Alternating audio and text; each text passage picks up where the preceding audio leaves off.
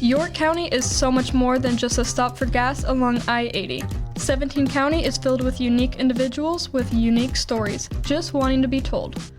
Welcome to the 17 County Podcast. Welcome to another episode of 17 County Podcast, where we spotlight the people, projects, and progress powering growth across our region. From business expansion to community revitalization, we bring you behind the scenes of what's shaping our future. We're proud to recognize the organizations that make this podcast possible. A special thank you to the dedicated stakeholders investing in local impact.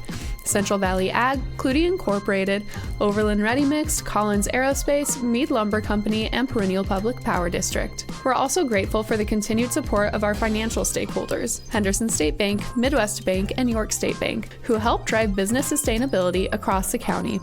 Empowering innovation and reliability behind the scenes, we recognize K-Junction, OPPD, and Nebraska Public Power District. Your support fuels the stories we share and the future we're building together. Now, let's get into today's episode. Today's guest is Heather Brahmsteadt, the med-serge nursing director at York General.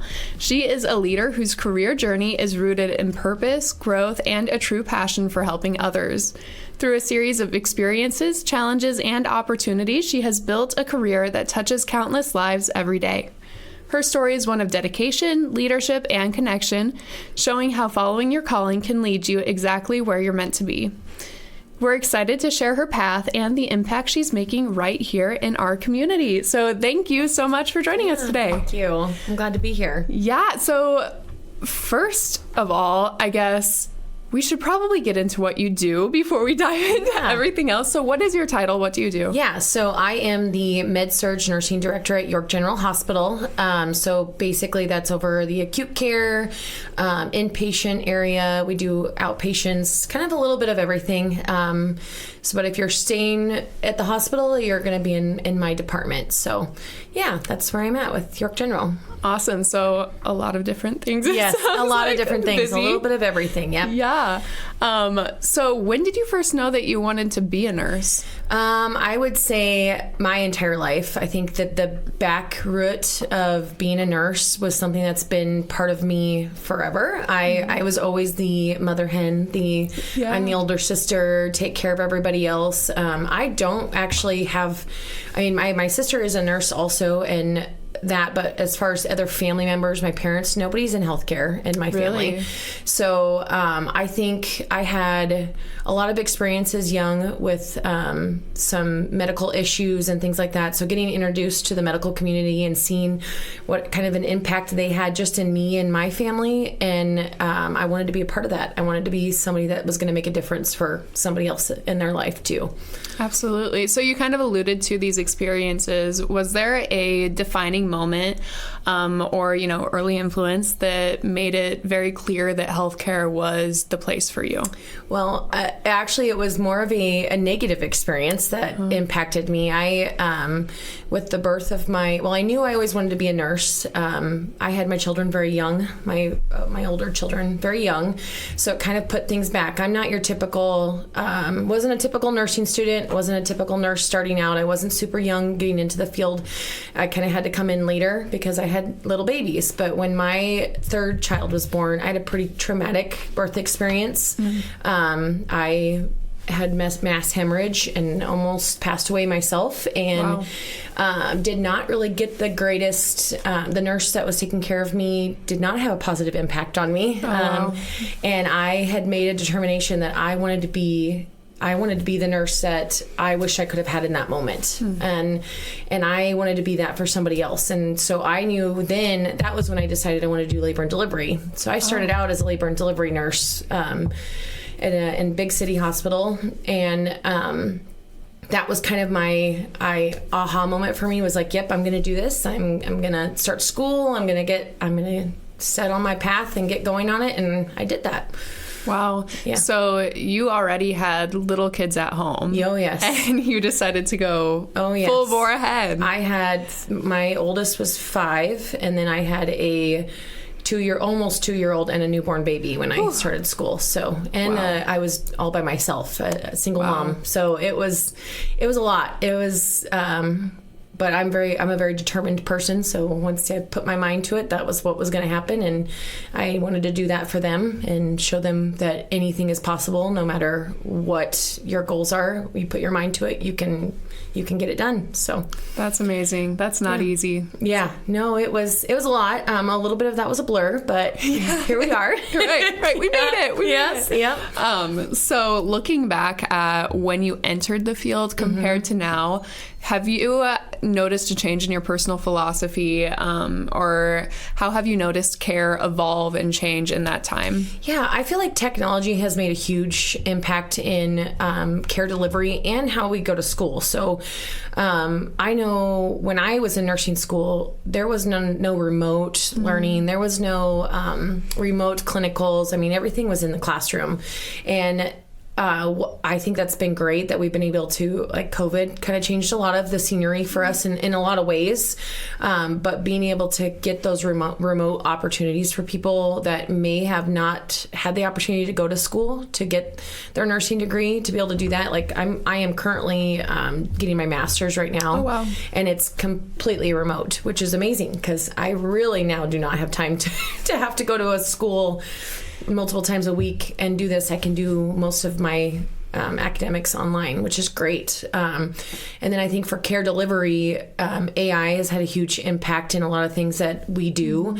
And just like with translation services and things like that, that's all electronic or remote. We don't have to have somebody at the bedside translating for us.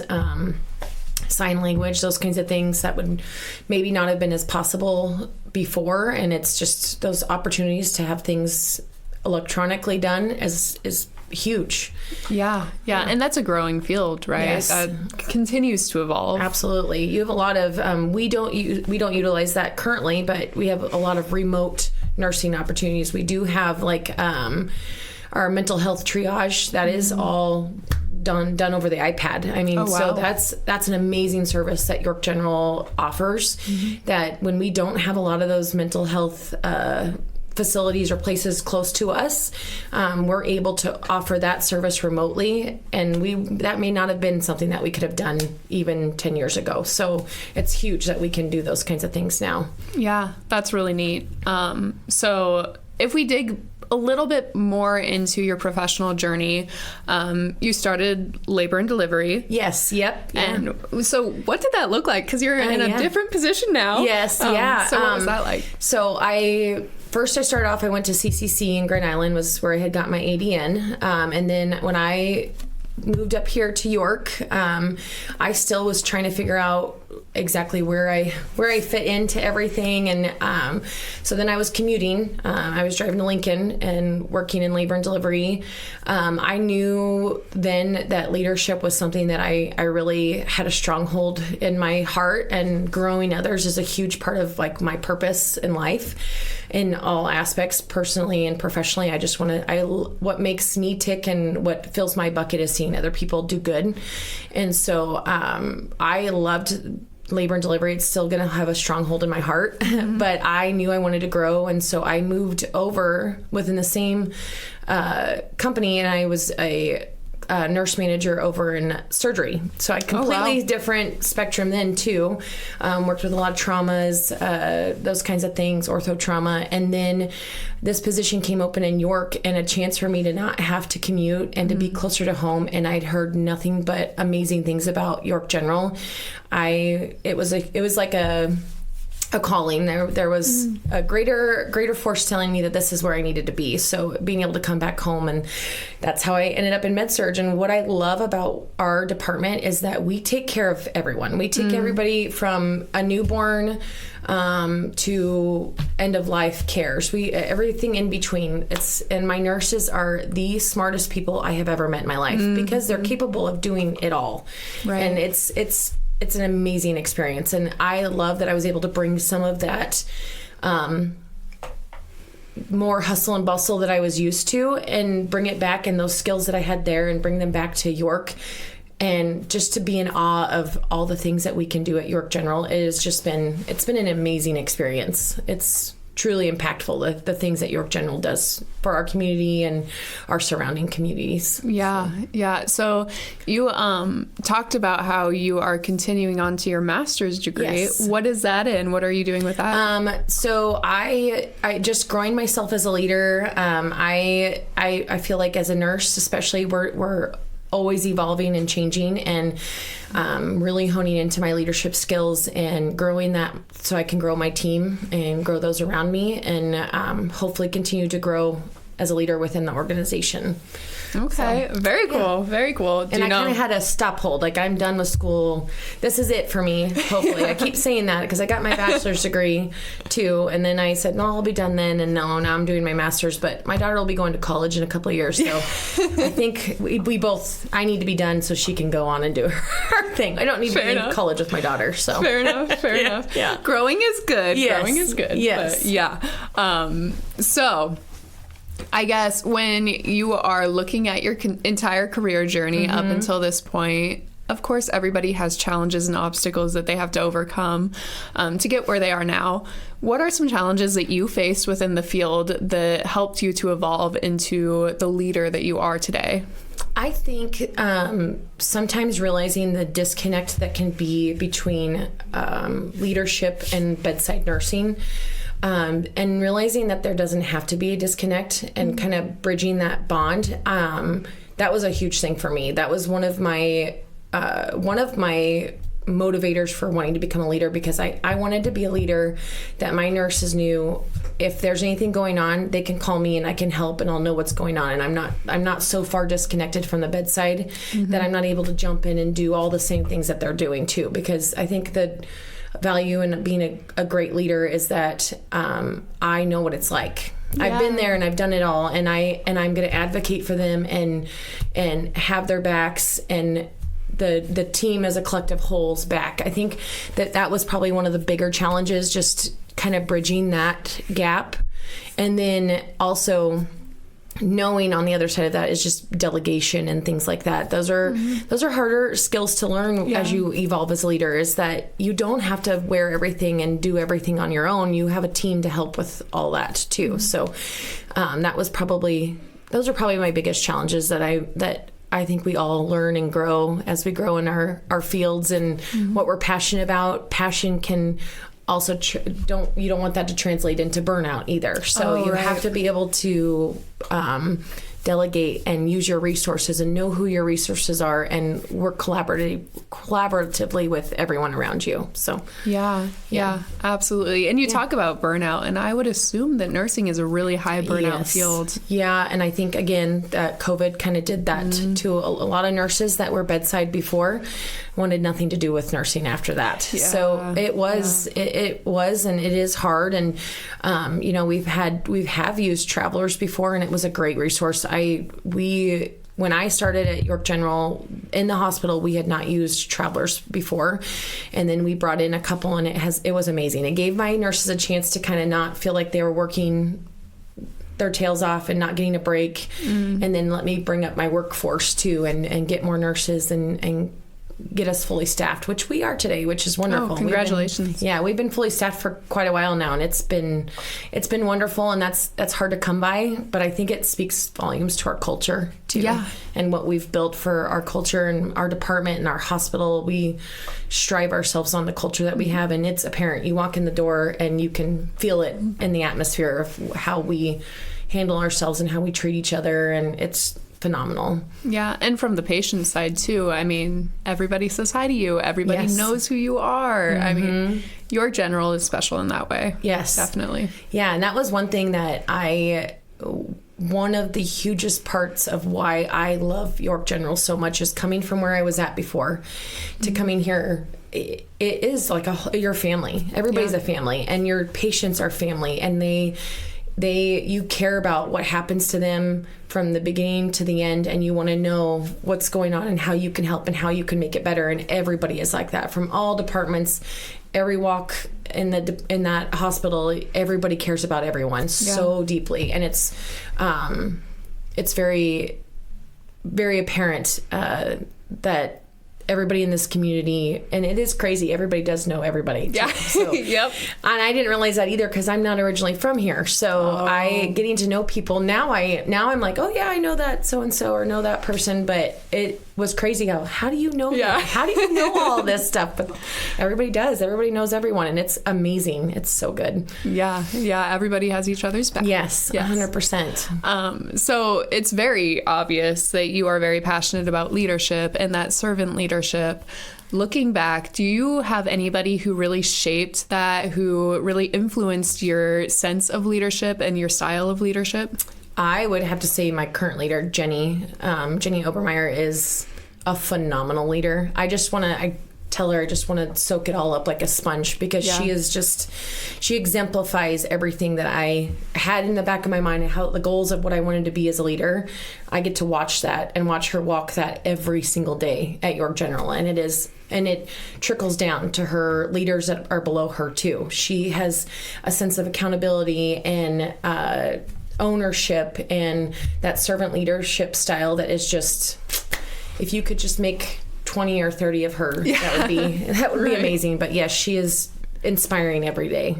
Very cool. And it's so cool that you get to see her every day too. It's not someone that you had to move on from, right? No, she is phenomenal. She is a huge part of why our culture is the way that it is. Yeah, absolutely. At Cornerstone Bank, we are committed to providing you the best in banking products and service. With 46 locations throughout Nebraska, we are dedicated to serve you. Cornerstone Bank, member FDIC, equal housing lender. Today's podcast is brought to you by York State Bank and York Medical Clinic. Now let's get back to the podcast. Looking into the field, nursing's hard. It's a hard field to be in. So what do you have to say to all of the young people that are like, maybe this is the field for me. Maybe this is a path for me. Do you have any pieces of wisdom or information for them? Yeah, I kind of spoke to it a little bit earlier, but if you have a goal in your heart and something that you want to do, go after it. There is nothing too small or too big that you can't handle. If you put your mind to it and work hard, good things will happen. And I really feel like finding a person as your support person, as a backup, is huge. Knowing who's in your corner.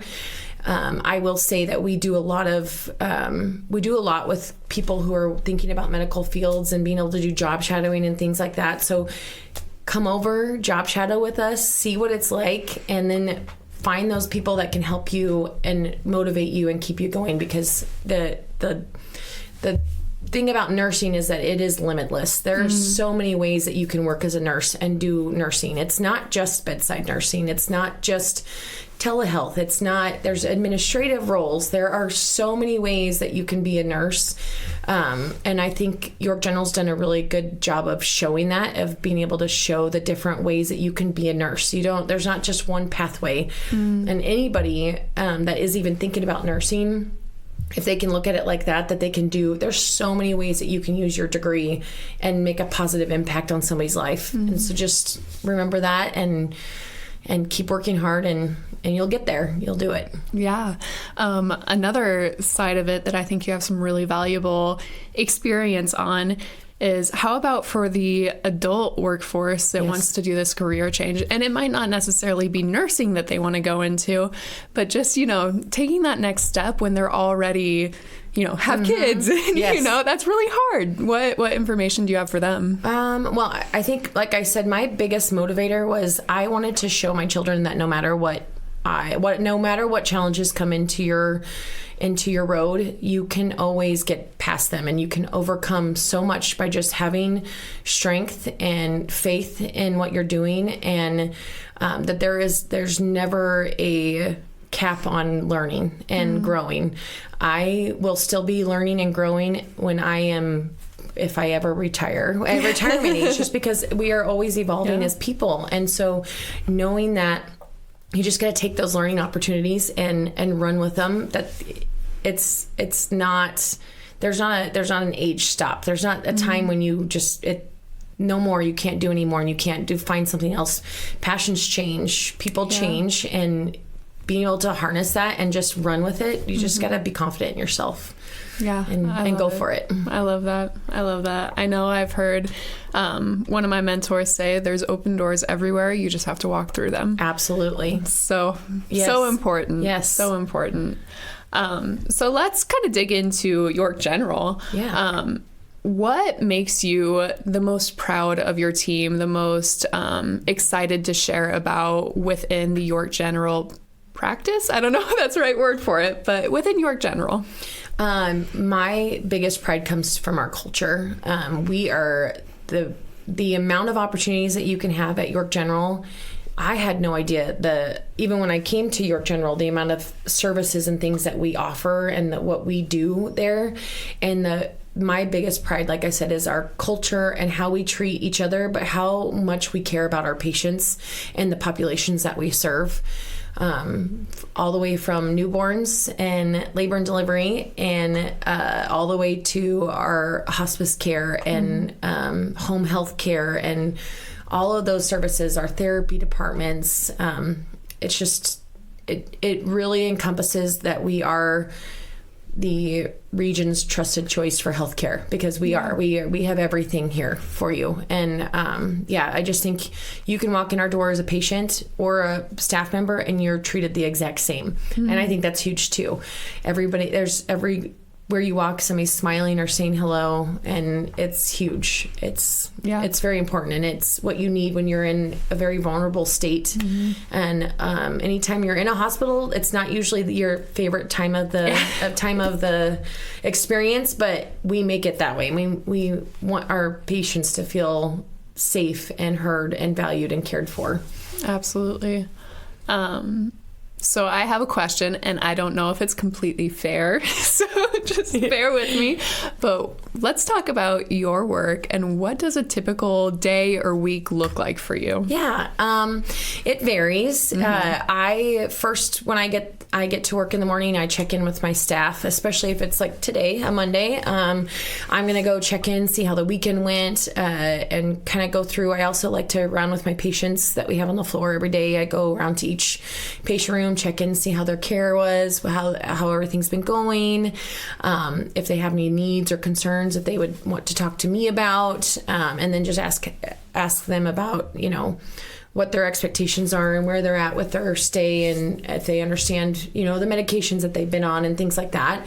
I try to do that. And then typically I am in my office working on things or running around helping on the floor or in another department. It just kind of depends. I'm not very good at sitting in my office. So stagnance is not, I'm not good at that. So I work for a little while, get some things done, policies and such, the necessaries, and then I'm with my staff most of the time. So I like to be out on the floor with them, working with them, alongside them. I love if you need an IV started, I'm the first one that's out there asking if I can go help, and whatever. Kind of go with the flow. It's some of the things in my day are planned out, but most of the time it's just kind of rolls with how things are going and what's going on the floor. Yeah, absolutely. And that speaks to your leadership style. If you're willing to be side by side with your staff, that's amazing. Yeah, they have been my greatest teachers. I mean, some of these nurses have been nurses longer than I've been alive. So I really, I want their knowledge, and their experiences are huge in how I can help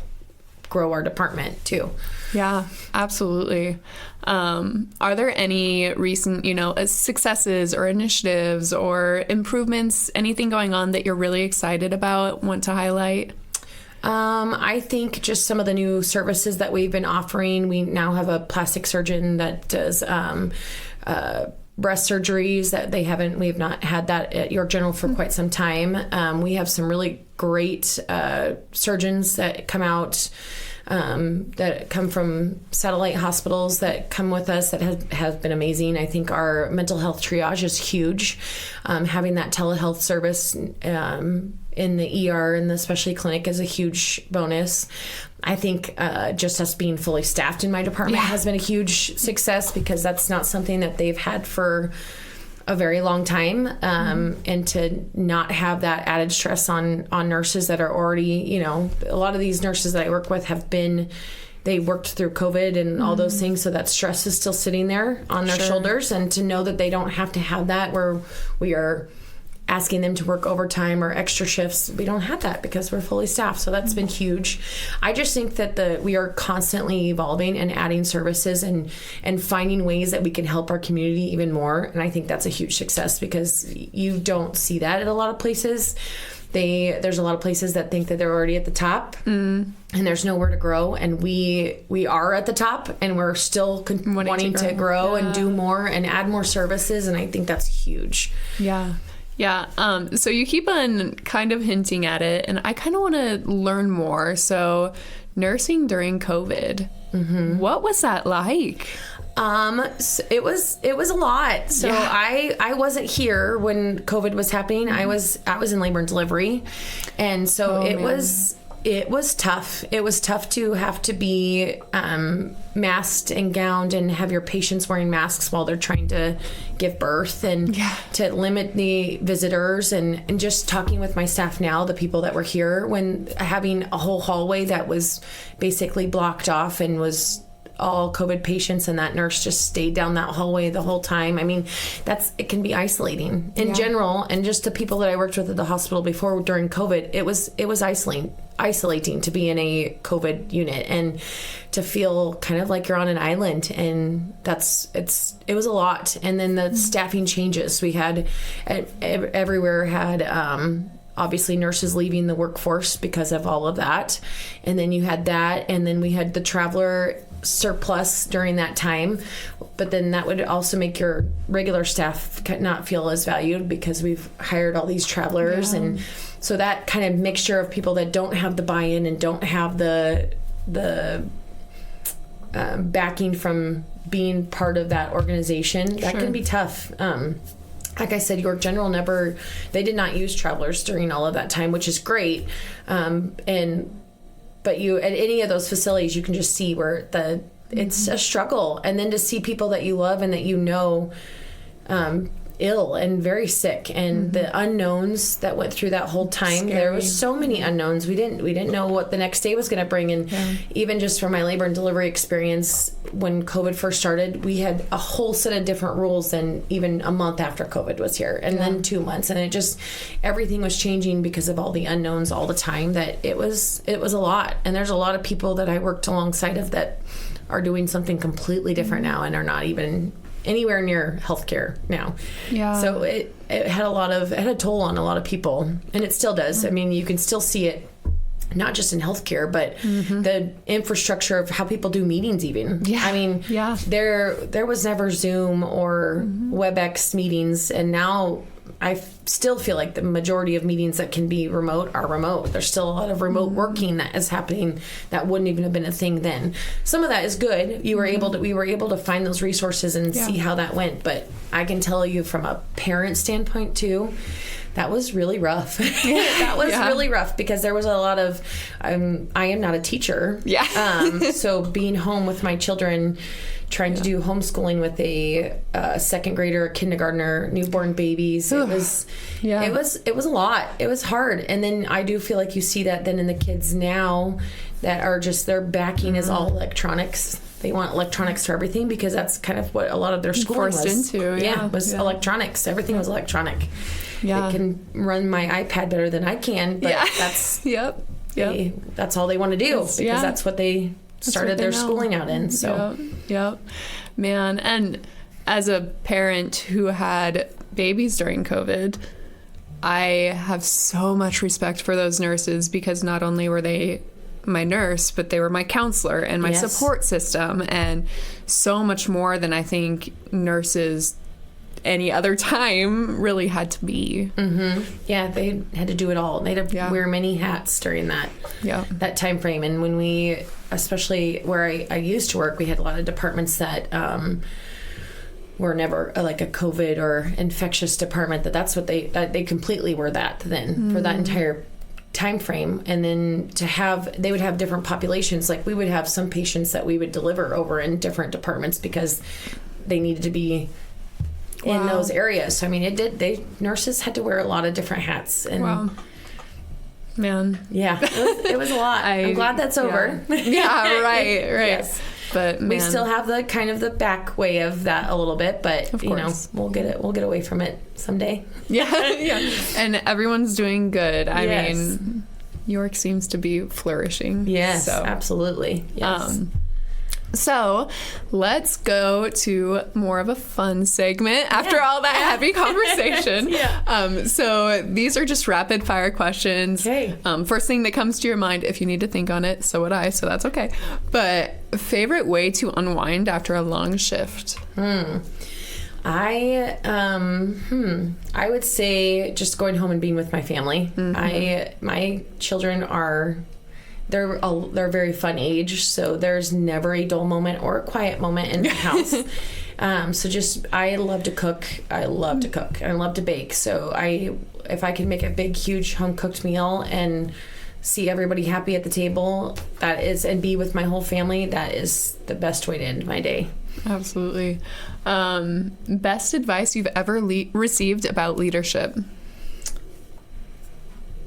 I would say not to take yourself too seriously sometimes, that it's important to keep a high scope of a situation, and sometimes just taking a minute to pause and think through things is very valuable. It's okay to live in that pause for a little bit. So. Yeah. Ooh, I like that. Live in the pause. I like that. Hidden gem in York that you love? I cannot think of what it's called now, though. That coffee shop that just opened. Used to be Redbeard. Max. Yes. Oh, it's so I love just good. I love a little coffee shop like that. I also love love the Western Edge. So I'm from Grand Island, and so I was like, oh, there's something from Grand Island that's here that I know. So I do love that, and I love the people that work in there. Yes. I must frequent there enough that they know my name when I come in. So I love it. It's nice. Such good people. Yes. Dream vacation destination? I love the Dominican Republic. Okay. As probably my husband and I have gone on a couple trips. We try to go somewhere every couple of years. This next year, we're actually taking our kids and going to the Dominican Republic. Which is exciting and scary all at the same time. My boys have never flown before. My daughter has, but my boys have not. So I just love the ocean, and to be able to see the ocean and the perfect temperatures, and it's just wonderful. I love Nebraska, but it's nice to get out. some Especially during sandy. winter, No kidding. Okay, so let's look ahead. What is next? I know you're getting your master's, but is there anything else that's coming up personally, professionally, besides the trip to the Dominican, of course? No, I am just trying to thrive in the position that I'm in and grow my team, and help as best I can find new ways that we can serve even better. I hope to continue to grow as a leader in the organization, and see where that takes me someday down the road. But biggest thing for me was I wanted to get my master's so I could have that under my belt, and another tool in my tool chest of things as a leader. And then I have going to be a junior next year. So in the next couple of years, just working on that, figuring out what we are going to do with where she wants to go to school, and what she sounds like she wants to be a music teacher. So helping her figure that out, I guess. Very cool. Yeah. So I know I can speak for a lot of our community members when we say we really appreciate the healthcare workers here in our area. How do you think the community could better support the healthcare workers that are currently employed here in York? I think just by maybe exploring or asking about all of the resources that we have, seeing what services that we can offer to them, how we can better serve them. I think people would be surprised the amount of things that we do not outsource or go to send to other communities, that we serve here, that we can do here for them. I think that's the best way to show support, is just by exploring what ways we can help them, because that's what our goal is we want to help and do better for our community. So being able to offer all those different services is huge for us and huge for them, and being able to keep them here in the community is a big deal. So exploring that, reaching out if they have questions about how we can better serve them, because it's not just York County either, it's the surrounding counties also, and how we can better serve our community is huge. So yeah, absolutely. So for anybody who's listening to this that wants to take advantage, you said that there's different ways that they can shadow, or I don't know if you have internships, anything like that. How would they get more information on that? If you could call the hospital and you can ask to speak with me or our education coordinator, and we can get you set up for a job shadow. Shadow a nurse, PT, pharmacy, any of the departments, radiology.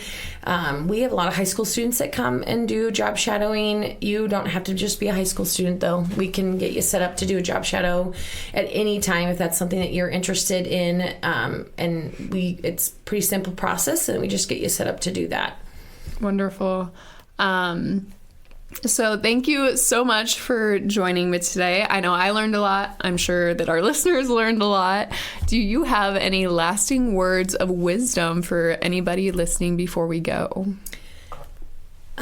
Just follow your heart, and ground it in faith, and do all the things that you could dream of doing, because you're capable of that. It really is limitless. There's so many opportunities to do good things and to do good work, not just in healthcare, just in the community, and finding those ways and finding people that can help you get there are going to be crucial in your success and anybody else's. So just don't stop going chasing your dreams and being the best version of yourself that you can. Amazing. Thank you once again so much for joining me today. Thank you. And I want to encourage any of our listeners to support York General and stay connected with local healthcare initiatives. There's a lot that is done here, even if you want to find a gym to work out. I mean, yes. you name it, they probably have it. Yes, absolutely. So stay connected. If you guys need to get into contact with York General and can't find that information, you're always welcome to reach out to the YCDC and we can get you that information. But for now, I will let you go. But thank you once again. Thank you. I cannot thank you enough for everything you do. And then also, of course, being on our podcast. Thank you. That's a wrap on another episode of the 17 County Podcast. As always, thank you for joining us to explore the business leaders, community champions, and transformational efforts shaping our regional economy. A final word of appreciation to our stakeholders: Central Valley Ag, Clutie Inc., Overland Ready Mixed, Collins Aerospace, Meade Lumber Company, Perennial Public Power District, Henderson State Bank, Midwest Bank, York State Bank, K-Junction, OPPD, and Nebraska Public Power District. Your investment doesn't just support this podcast, it strengthens York County's momentum in innovation, growth, and long-term resilience. Until next time, stay engaged, stay informed, and continue supporting the businesses and partners that make our communities thrive.